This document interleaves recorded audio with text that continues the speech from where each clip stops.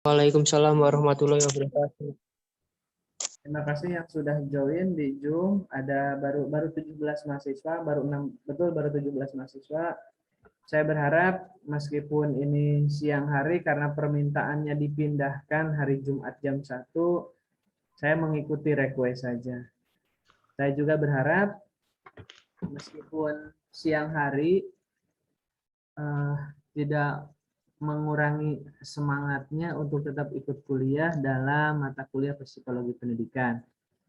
Di pertemuan kemarin pertama di hari Senin, kalau tidak salah kita masuk hanya beberapa menit, setelah itu ada yang masuk kelas lain.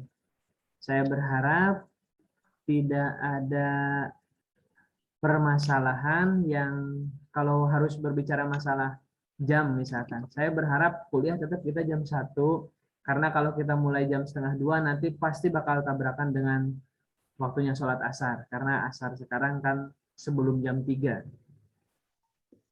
Kita mulai pertemuan di siang hari ini dengan bacaan lafadz basmalah bersama-sama. Bismillahirrahmanirrahim. Semoga lancar, tidak ada halangan. Yang nyalakan mikrofon, terima kasih Mona Lisa sama Ahmad Solihin. Terima kasih sudah berkenan nyalakan mikrofon. Yang lainnya ditunggu partisipasi aktifnya. Khususnya bagi yang jarang saya singgung satu persatu. Terima kasih Mila. Oke, masuk yang saya banggakan dalam slide pertama ini sebetulnya di bawah saya memberikan gambar kamera. Gambar kamera ini sebetulnya sebuah video yang mana video tersebut sempat saya sharekan di dalam WA group. Mudah-mudahan ada yang sudah nonton video keduanya. Video yang pertama yaitu ketika berbicara seekor ikan dipaksa untuk memanjat pohon. Kalau itu sampai dilakukan, maka dia bakal merasa bodoh seumur hidup. Itu video tersebut saya pernah menyampaikan dalam mata kuliah pengantar pendidikan. Sekarang tindak lanjut dari pengantar pendidikan yaitu psikologi pendidikan.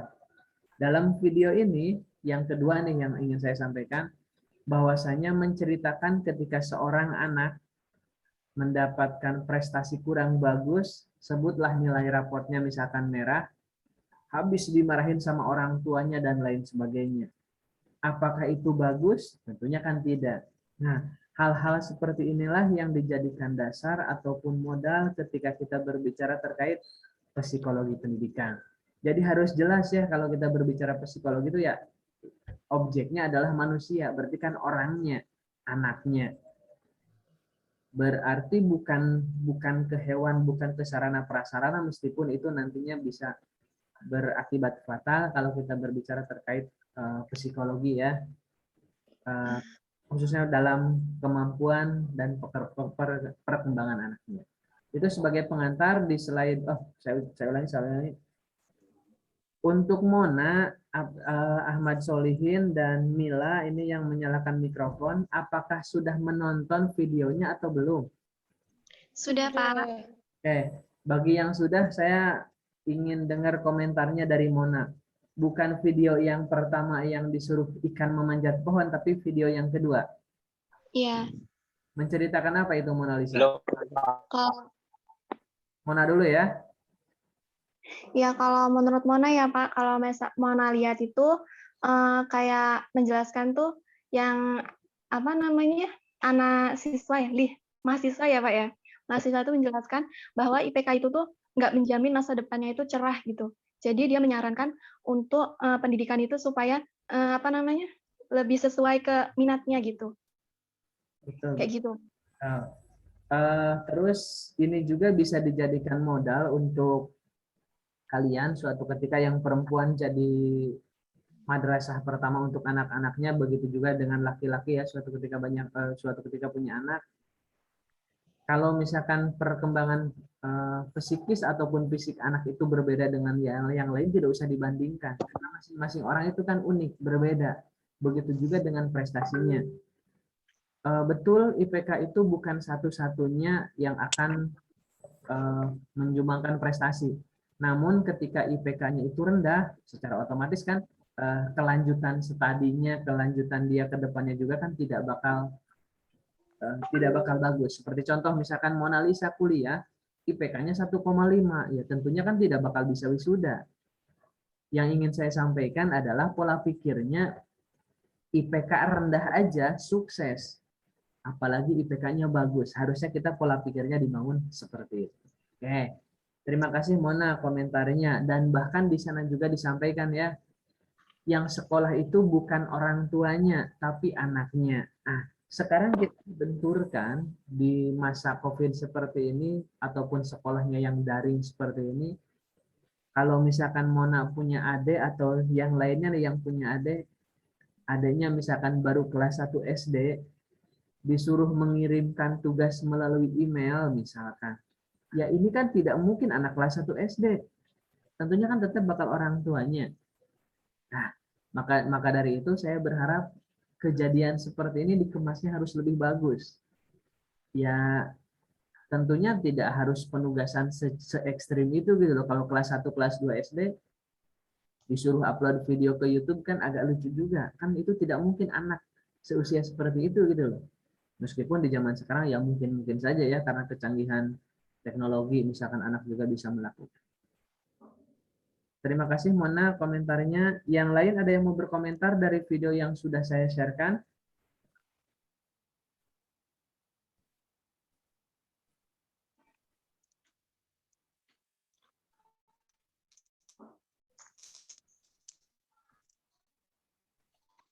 Mona, Iya, Pak. ada tambahan? Sebenarnya ada yang mau Mona sampaikan sama Bapak, Silakan. pernyataan sama pertanyaan. Silakan. Oh iya, jadi gini Pak, kan Mona tuh sering banget lihat berita di TV, terus baca-baca artikel di Instagram, Facebook tentang pembunuhan anak ke orang tuanya. Nah, itu kan sangat miris banget ya Pak ya. Ya. Nah, terus tanya itu apa namanya? Karena si anaknya itu ada yang minta uang ke orang tuanya terus nggak dikasih, terus kayak gini cuman alasannya kayak gitu. Terus ada juga alasannya orang tuanya terlalu menekankan anaknya supaya anaknya tuh harus berprestasi, harus lebih pintar dari teman-temannya gitu kan, Pak. Nah, terus yang jadi pertanyaannya Mona itu kita sebagai orang tua tuh harus bagaimana sih, Pak, mendidik anak biar nggak terbebani gitu.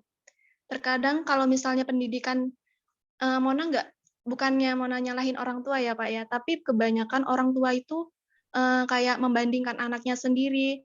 Nggak jauh-jauh sih Pak, dari keluarganya Mona aja sering banget Mona dengar kalau misalnya adiknya Mona tuh sering dibandingin sama kakaknya, sering dibandingin sama anak tetangga, dan lain-lain. Terus kalau misalnya ada kesalahan sedikit pun selalu membandingkan gitu Pak. Terus kita sebagai orang tua atau calon orang tua yang baik itu harus seperti apa Pak mendidiknya supaya ya meskipun kita tuh kayak tujuan kita membandingkan dia tuh supaya anak kita tuh kayak dia gitu loh Pak, tapi salah dengan cara kayak gitu kan salah Pak. Jadi bingung gitu mau gimana caranya. Terima kasih Mona. Ya Pak. Pertanyaan yang sama sebetulnya pernah ada dalam sebuah kajian suatu ketika kalau ada kesempatan ya saya carikan sebuah jawaban yang sangat bagus menurut saya dari seorang budayawan, karena beliau lebih senang disebut budayawan daripada disebut sebagai ustadz atau kiai atau pemuka agama. Sebutlah dengan nama MH Ainun Najib atau yang sering kita dengar dengan nama Cak Nun ya. Oh iya. Dalam mendidik anak itu ada kalanya memang harus tegas, namun ada kalanya untuk kita bersikap lembek. Dalam artian gini, misalkan Mona sebagai ibu, kalau memang waktunya sholat, ya harus tegas.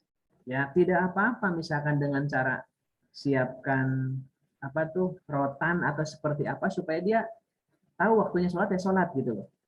Tapi suatu ketika diperlukan untuk lembek, misalkan waktunya libur, main ataupun lain sebagainya juga harus. Nah, seperti yang sudah saya sampaikan tadi di awal, memang saya juga pernah menjadi anak. Ketika kita dibandingkan dengan anak tetangga atau bahkan dengan orang yang jauh sama sekali, bahkan kita tidak paham, rasanya kan kayak itu, kita itu kayaknya ingin, Bu, rasanya kita itu ingin memberontak kan rasanya itu. Terus yang harus kita lakukan selanjutnya di zaman sekarang, kalau di zaman sekarang ya, lagi-lagi saya berbicara di masa sekarang. Kalau di masa dulu ya seperti itu, tapi kalau di masa sekarang ini PR besar, ini tantangan besar bagi kita untuk bisa memberikan. Kalau hanya sebatas contoh sekarang tidak cukup. Tentunya harus dengan tindakan yang nyata. Contoh memang tindakan, cuman kan hanya sesekali 2 kali.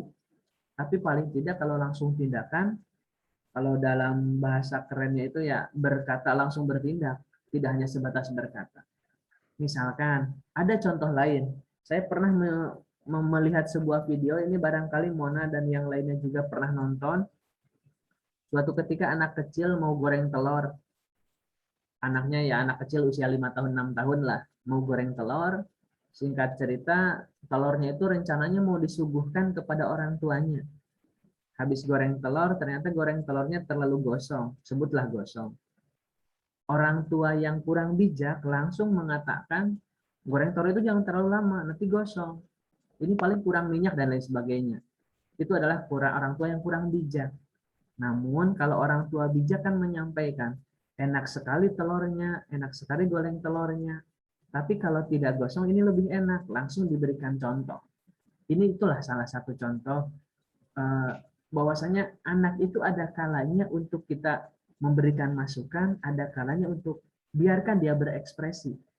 Misalkan Mona punya adik, adanya itu ya senangnya itu teriak-teriak atau nyanyi-nyanyi, barangkali dia punya hobi nyanyi. Karena bagi saya hobi itu bakat, tidak harus nurun dari orang tuanya.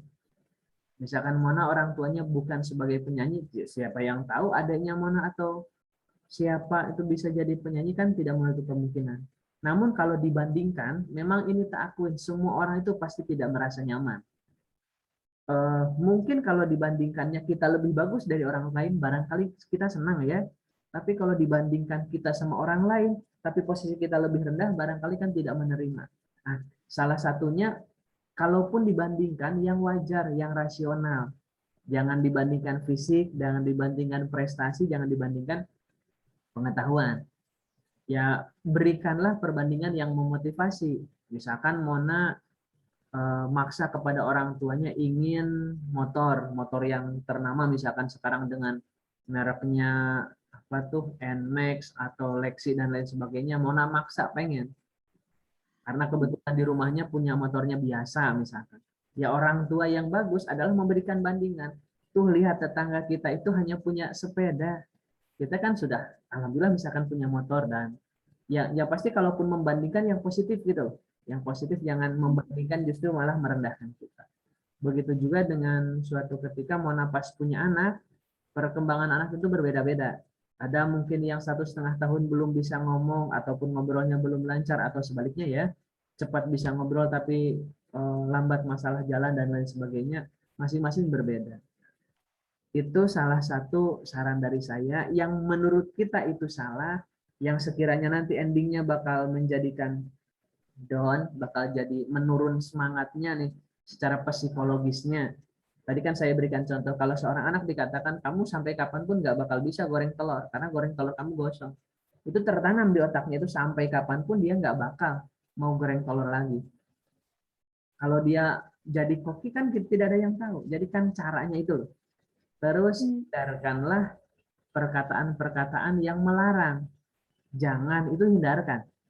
Kalau kita nanti suatu ketika jadi orang tua ya, karena perkataan jangan itu malah dijadikan rasa penasaran bagi anak.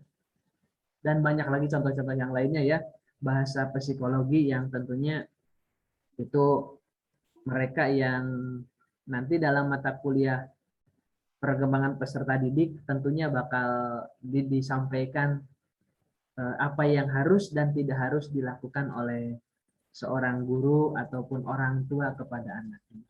Itu Mona Lisa tanggapan dari saya. Tentunya ya karena terbatas waktu saya tidak bisa memaksimalkan jawaban saya. Itu Mona. Iya, makasih banyak ya Pak. Terima kasih Mona pertanyaannya. Kita lanjut dulu. Kita fokus sekarang di materi.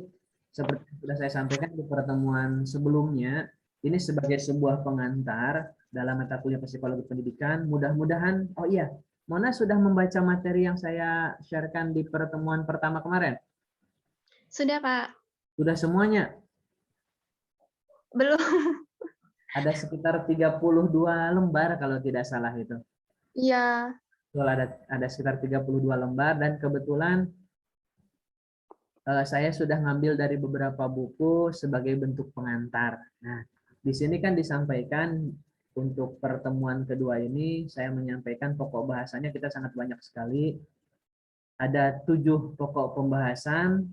Yang pertama dari mulai pengantar, kedua kita berbicara terkait gejala jiwa dalam pendidikan, perbedaan individu dan aplikasinya dalam pendidikan, kita melihat individu yang unik, masalah belajar, masalah pembelajaran, pengukuran dan penilaian, termasuk diagnostik dalam kesulitan belajar. Jadi kan kita memfokuskan diri dalam psikologi pendidikan. Kalau psikologi kan banyak, ada klinis, ada masing-masing berbeda ya. Misalkan psikologi dalam kriminal kan ada gestur tubuh bisa membacakan bagian dari itu. Termasuk baru-baru ini mungkin ada yang nonton seorang, sebetulnya sih bukan selebgram ya, tapi lebih kepada seorang perempuan yang terbiasa meniru gaya-gaya tokoh anime ataupun kartun Jepang, yang bisa melihat seseorang masa belakang, masa lalu, masa sekarang sama masa yang akan datang hanya cukup melihat dengan wajah.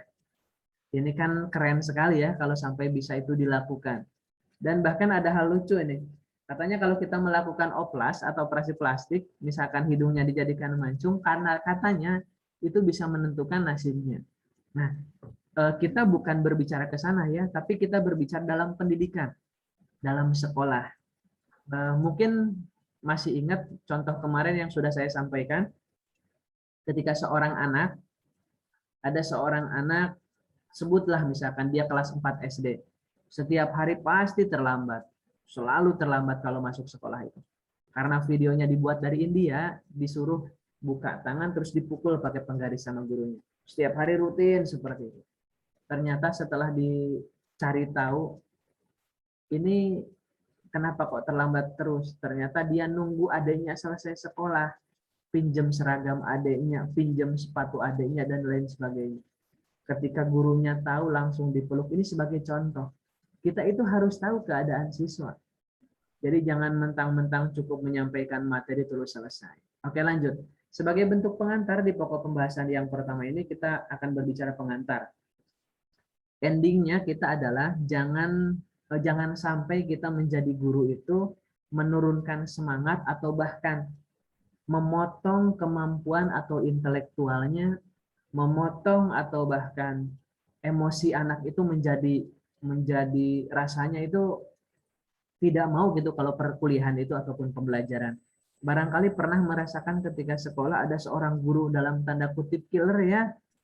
Jadi kalau ada dia itu rasanya itu malas. Tapi kalau tidak ada rasanya itu seneng banget. Barangkali pernah. Kalau bisa janganlah menjadi guru seperti itu. Kalau bisa jadilah guru atau tenaga pendidik yang ketika tidak ada itu ditanyakan. Selanjutnya, kalau kita salah berbicara juga sama, secara sosialnya dia bisa berkurang. Nah, maka mulailah diajarkan dari sekarang berbicara sosial. Ingat ya, Mona dan yang lainnya, sekarang itu kalian muncul menjadi generasi yang selalu dengan gadget. Saya yakin Mona kalau berangkat, misalkan mau berangkat, taruhlah ke tempat wisata. Misalkan Mona mau pergi ke pantai. Oh, sebelum saya lanjut, Mona aslinya mana? Palembang, Pak. Masih di Palembang? Enggak, sekarang sudah di Jogja. Ya, sudah di Jogja. Misalkan Mona sudah di Jogja, terus ada temennya ngajak main misalkan ke Pantai Gunung Kidul. Sepertinya kalau tertinggal HP tidak mungkin Mona harus berangkat. Iya, Pak.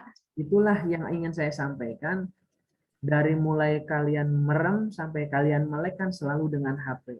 Tanpa kita sadari, HP inilah yang bisa menjadikan kita seakan-akan antisosial.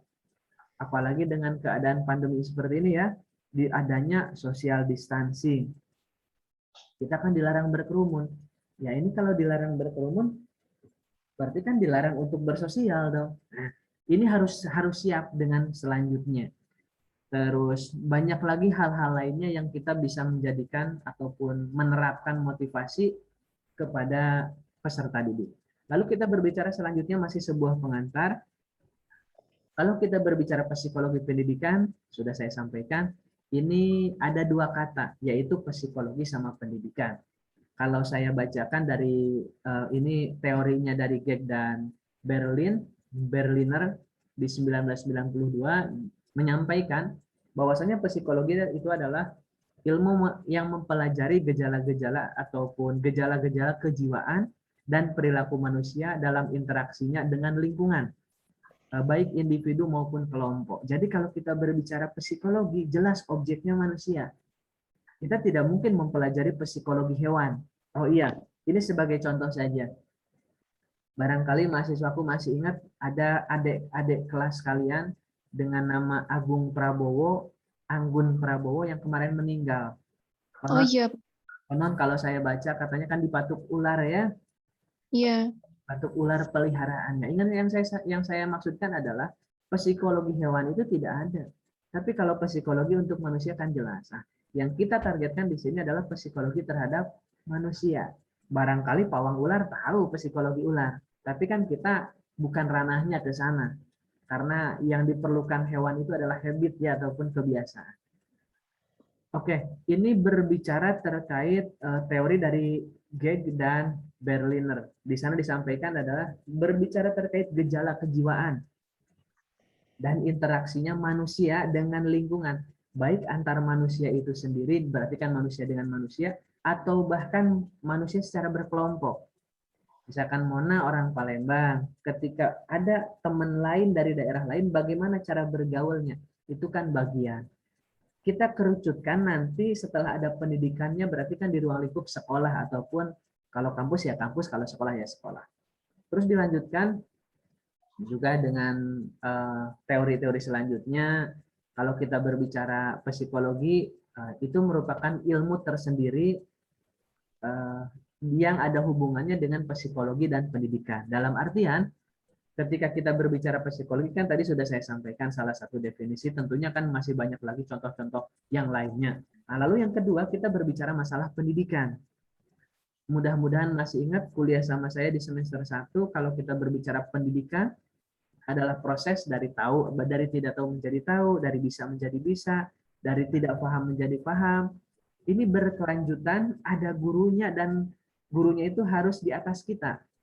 Itu adalah pendidikan. Jadi tidak ada orang yang simsalabim. Misalkan Mona ingin pinter bahasa Inggris, langsung diinstalkan pakai flash disk di kepalanya, misalkan diinstal langsung jago bahasa Inggris. Itu bukan manusia, itu namanya robot ya. Jadi pendidikan itu adalah proses. Nah, lalu kita gabungkan antara psikologi dengan pendidikan. Ketika digabungkan, maka muncullah. Berarti kan ilmu ini akan berbicara terkait gejala jiwa. Boleh guru ataupun pendidik, boleh siswa ataupun peserta didik, dan lingkungannya untuk menunjang kelancaran dalam sebuah pendidikan. Jadi secara mudahnya seperti itu kalau kita berbicara terkait psikologi pendidikan. Di pertemuan pertama pun sudah saya sampaikan asal muasal psikologi, sejarahnya kalau perlu juga nanti akan saya sampaikan sedikit. Oke. Selanjutnya masih dari pendapat Geg dan Berliner berbicara terkait permasalahan dalam pembelajaran. Nah, sebelum saya berbicara terkait permasalahan dalam pembelajaran, barangkali ada yang mau berkomentar juga, silahkan. Ada yang berkomentar terlebih dahulu sebelum saya lanjutkan? Saya mau bertanya kepada yang jarang sekali saya tanya.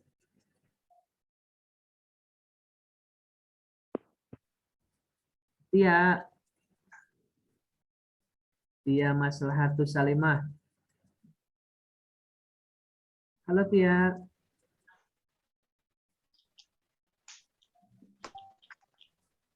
Ada Tia? Tidak ada. Iya, Pak. Kurang bagus sinyalnya ya? Ya. Sudah di Jogja belum Tia?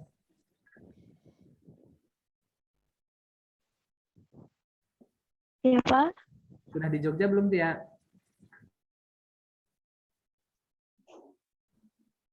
Yang komentar itu Tia bukan? Iya, Pak. Kayaknya Tia susah sinyalnya. Oke, kita cari yang lain aja ya.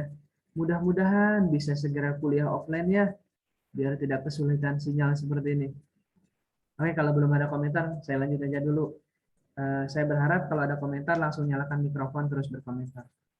Nah, masih dari pendapat Jack dan Berliner, di sini disampaikan terkait permasalahan dalam pembelajaran. Saya berikan contoh, memilih tujuan pembelajaran atau the objectivist yang tepat. Berarti kan kita terganggu ketika belajar barangkali mata kuliahnya ataupun mata pelajaran itu di waktu yang kurang tepat atau waktunya ada tapi tidak sesuai dengan keadaan. Yang kedua, dalam memilih tujuan pembelajaran, dosen atau guru harus mengetahui karakteristik dan perkembangan peserta didik. Nah, ini penting untuk kalian ketahui. Paling tidak kalau kalian nanti jadi guru atau jadi dosen atau jadi pendidik, harus tahu asal muasal orangnya, latar belakang keluarganya, termasuk cara dia berangkat dari mana. Mungkin kebiasaannya itu harus tahu. Kenapa? Supaya nanti tidak salah. Tidak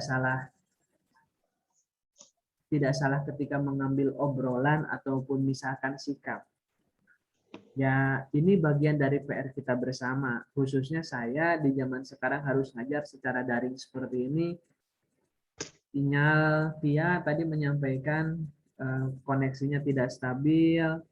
Jadi saya juga tidak bisa memaksakan karena perkuliahannya harusnya seperti ini.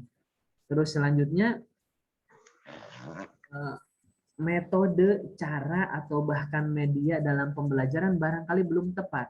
Itu yang dijadikan permasalahan kok pembelajarannya itu tidak maksimal hasilnya ataupun tidak menggunakan alat ukur yang tepat ataupun alat untuk mengevaluasi yang tepat. Nah, dan masih banyak lagi yang lainnya yang terkadang mungkin kalian pernah mendapatkan mata kuliah atau mata pelajaran. Jadi kalau guru atau dosen yang menyampaikan malah kalian bingung. Terkadang mungkin kalian yang belum siap atau bahkan Bapak Ibu guru atau Bapak Ibu dosennya ketika menyampaikan kurang tepat.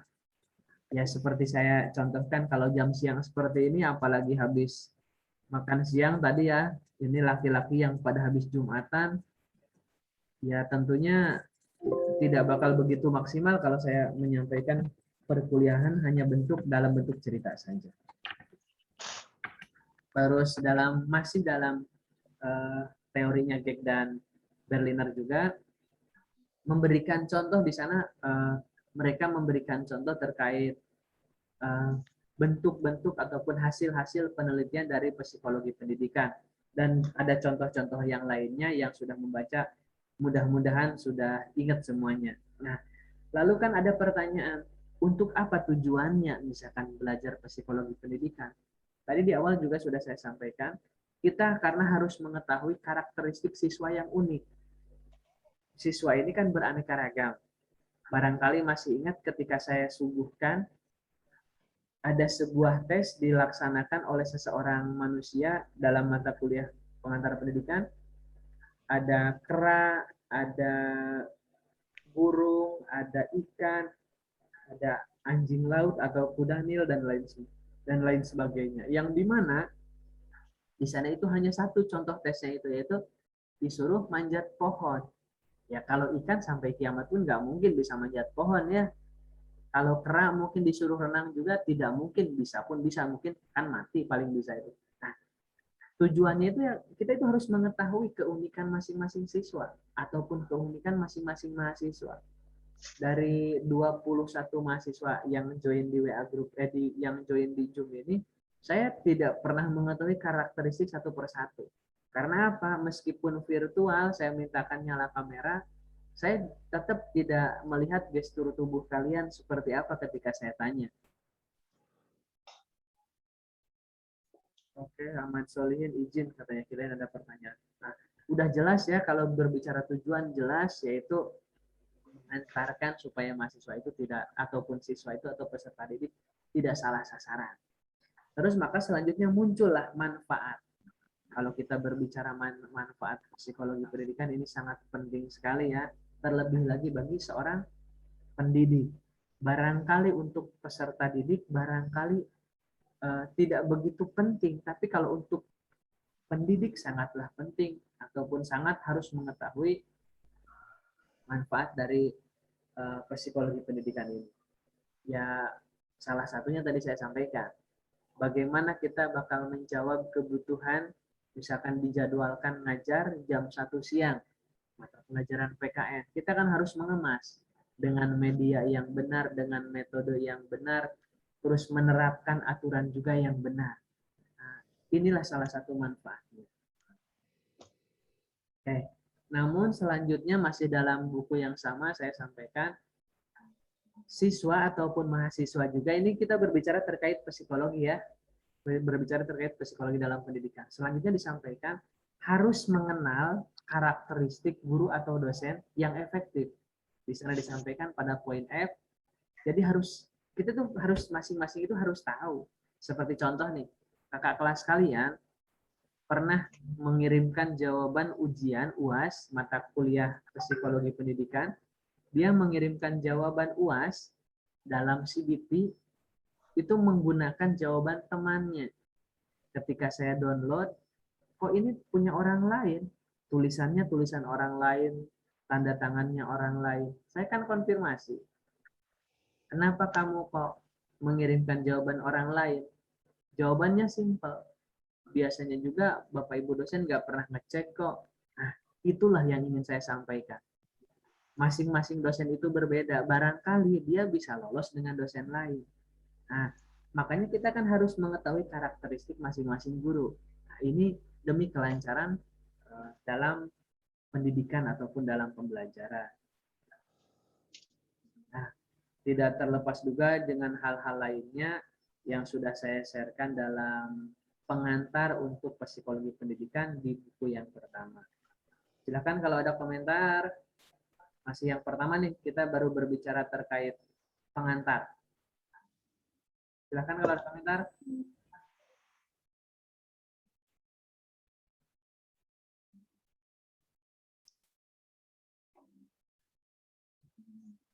Pak, mau tanya Pak. Silakan Johari. Suaranya Kan cek kedengaran Pak. Iya, terdengar. Apa kan ini kan kajiannya psikologi pendidikan. Nah, saya mau tanya terkait bullying itu termasuk dalam masalah psikologi pendidikan apa enggak, Pak? Itu termasuk dalam pokok-pokok bahasan yang mana? Atau masalah dalam belajar atau individunya, Pak? Kalau terkait bullying. Terima kasih. Terima kasih Johari. Barangkali bullying itu di zaman saya sekolah, bullying itu muncul sekitar SMP SMA. Johari nyalakan mikrofon aja ya. Iya Pak. Saya sekolah dulu bullying itu muncul zaman SMP atau SMA. Tapi di zaman sekarang mungkin SD atau bahkan TK pun ada bullying. Lalu status bullying itu apakah masalah dalam pembelajaran ataukah individunya? Tentunya ini berbicara masalah individunya. Nah, kecuali jauh hari barangkali pernah merasakan. Saya dulu pernah merasakan ketika zaman SD. SD itu saya ada guru kelas ketika saya kelas, kalau bukan kelas 5, kelas 6. Jadi gurunya itu guru matematika. Jadi pas istirahat itu ada diberikan tes. Jadi selalu tesnya itu matematika.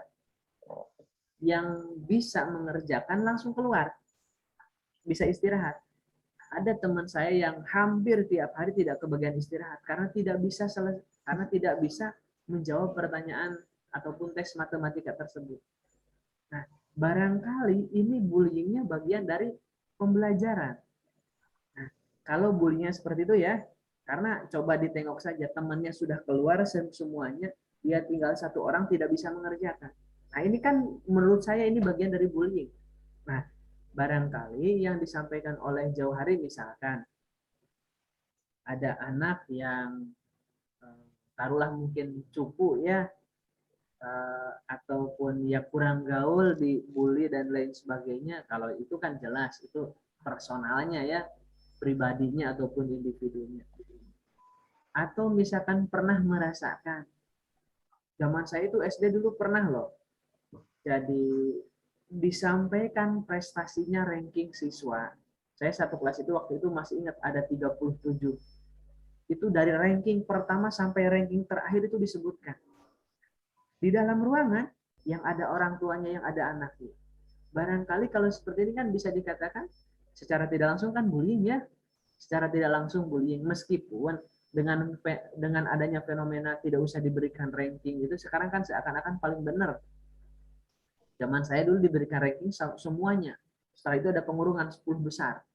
Setelah itu sekarang ada pengerucutan lagi 3 besar. Tapi kan ketika sekarang tidak dirankingkan, orang tua itu tidak tahu anaknya sampai di mana. Nah, kembali ke pertanyaan jauh hari, tentunya kalau yang dimaksudkan contoh adalah bullying antar individu, misalkan jauh hari punya geng, isinya itu misalkan Ahmad Rikianto, Avandi dan lain sebagainya, ngebully misalkan Isro, nah itu tentunya kan atas nama pribadi dan itu bukan bagian dari masalah pembelajaran. Atau mungkin pernah merasakan ketika belajar terus tidak bisa disuruh ke depan. Kalau untuk memotivasi ya bagus, tapi kan caranya itu loh, caranya yang terkadang salah, seakan-akan mendidik justru malah membuli kalau seperti itu.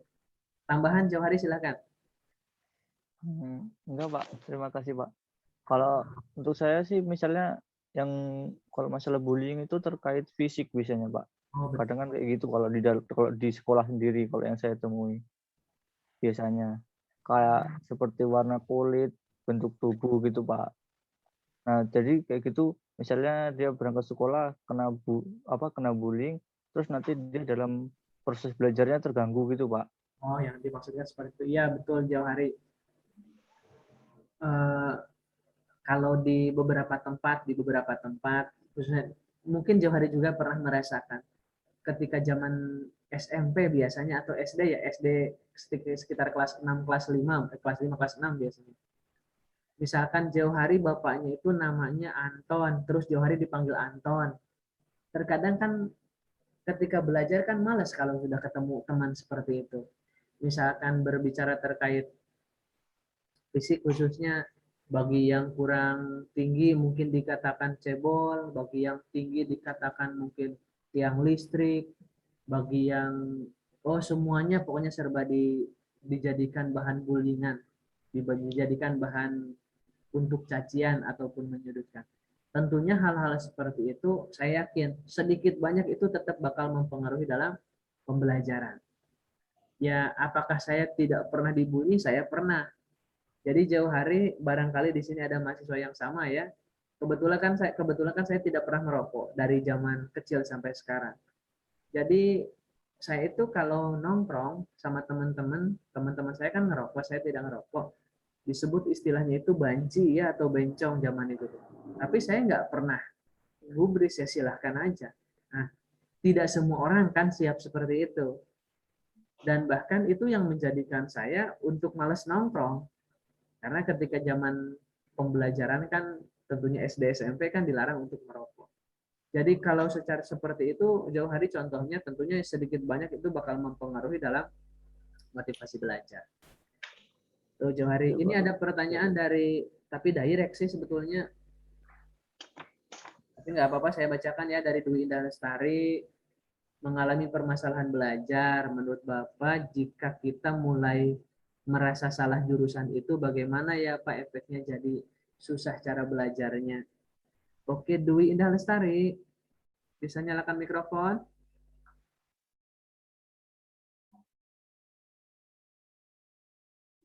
Aduh, Dwi Indah Lestari, kan saya harus konfirmasi pertanyaannya mengarah kemana. Jangan-jangan Dwi Indah Lestari salah masuk ke prodi PPKN, ini kan saya yang repot.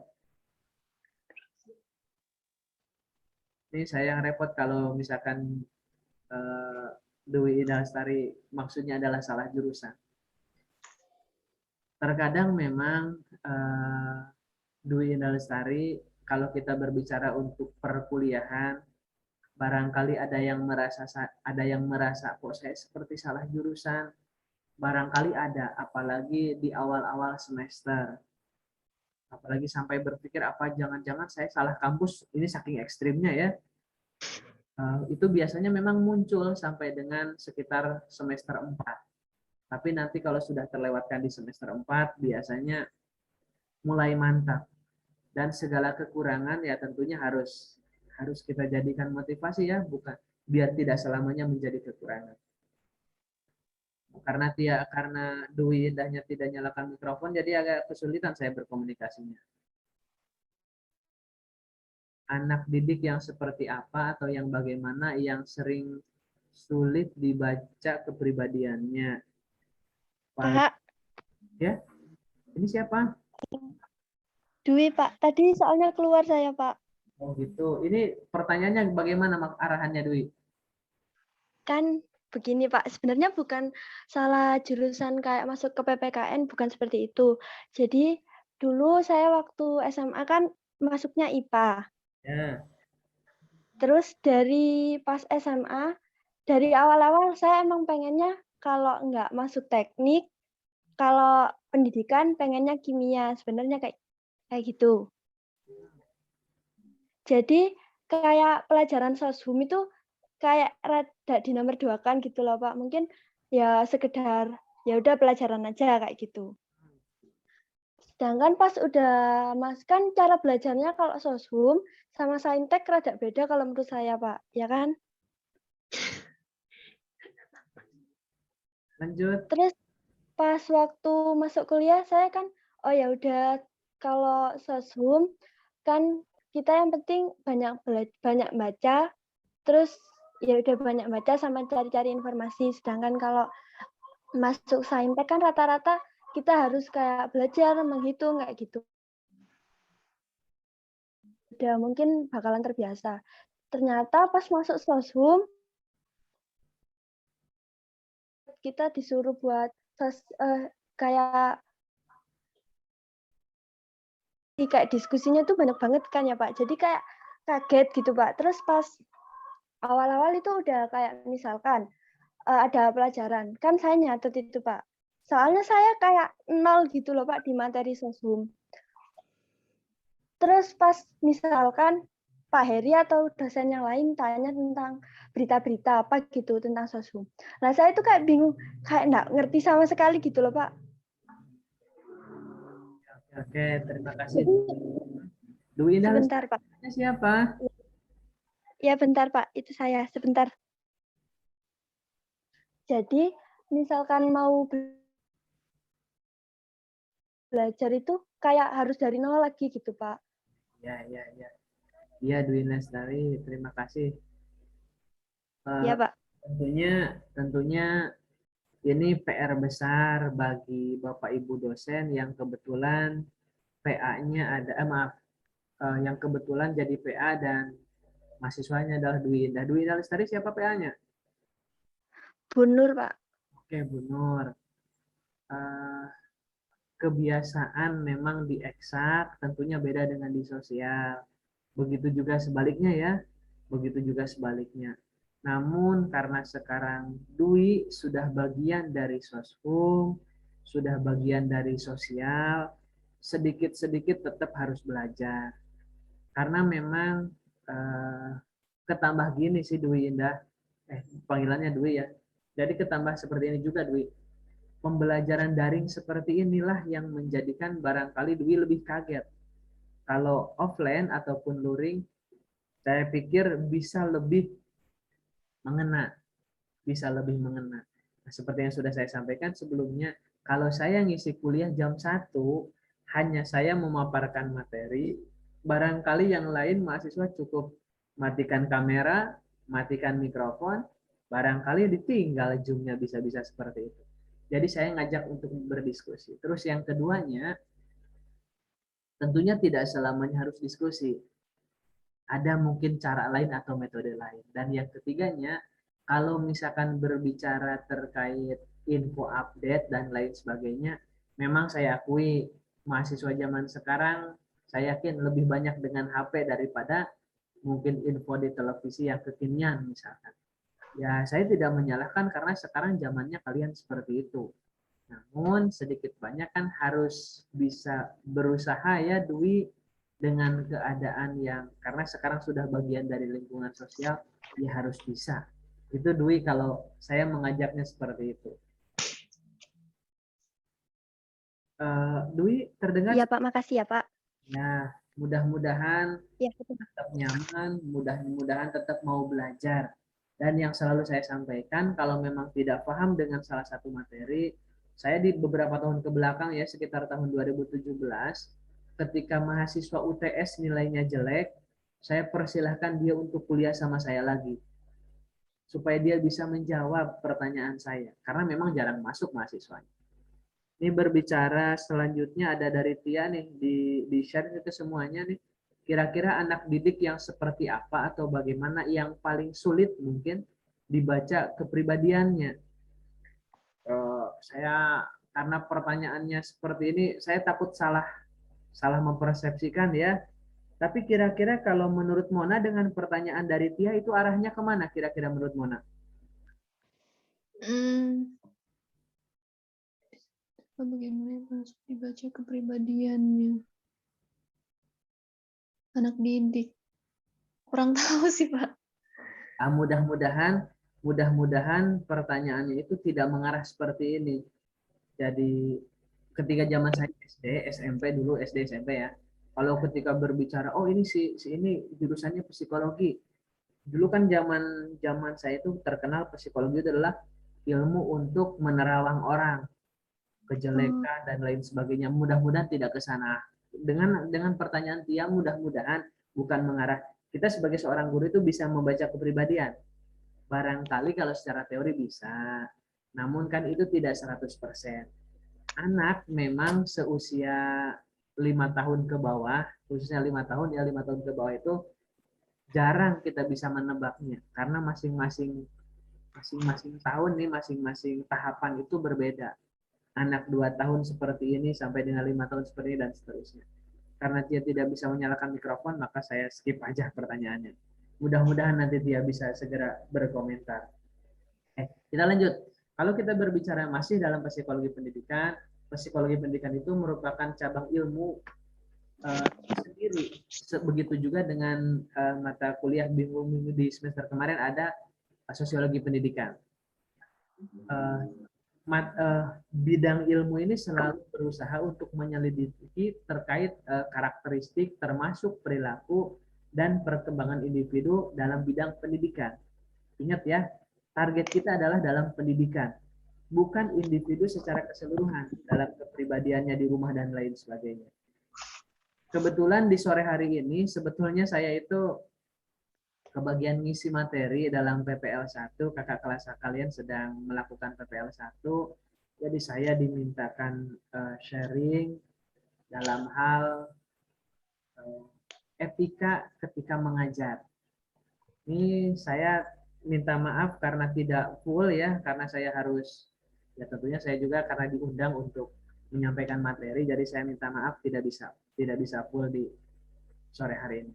Ini sudah saya sampaikan di pertemuan sebelumnya terkait masih pengantar. Terus kalau kita berbicara terkait definisi juga saya sudah menyampaikan definisi psikologi. Terus bentuk gejala jiwa juga sudah saya sampaikan, ini sebagai bentuk pengantar lagi. Nah, kalau kita berbicara klasifikasi psikologi kan banyak, ada psikologi pendidikan, ada psikologi perkembangan, ada sosial, ada industri, ada klinis, dan lain sebagainya ketika berbicara psikologi. Maka kalau kita simpulkan ini dari pengantar kita adalah ilmu yang mempelajari penerapan teori-teori psikologi dalam bidang pendidikan, dalam psikologi pendidikan, dibahas berbagai tingkah laku yang muncul dalam usaha mendewasakan manusia melalui upaya pengajaran dan latihan. Jadi intinya sebagai pengantar seperti itu dulu. Yang sudah join ada 23. Sebelum saya meninggalkan ruangan Zoom, seperti yang sudah saya sampaikan tadi, kalau misalkan diperbolehkan saya untuk mengakhiri, saya akhiri. Kalau misalkan mau dilanjut, saya lanjutkan. Bagaimana? Mona saja yang menyalakan mikrofon. Kalau memang itu Pak, Bapak disuruh untuk mendampingi atau mengarahkan untuk kakak kelas, nggak apa-apa, dicukupkan. Oke, terima kasih Mona. Karena yang lain belum berkomentar, sekalian juga ingin saya sampaikan di minggu yang akan datang yang sudah saya sampaikan ada undangannya ya. Kalau mau lihat, saya mudah-mudahan kalian tetap percaya ya walaupun tidak saya share undangannya. Jadi minggu yang akan datang seperti sudah saya sampaikan tadi dalam kuliah pagi tadi bahwasanya di hari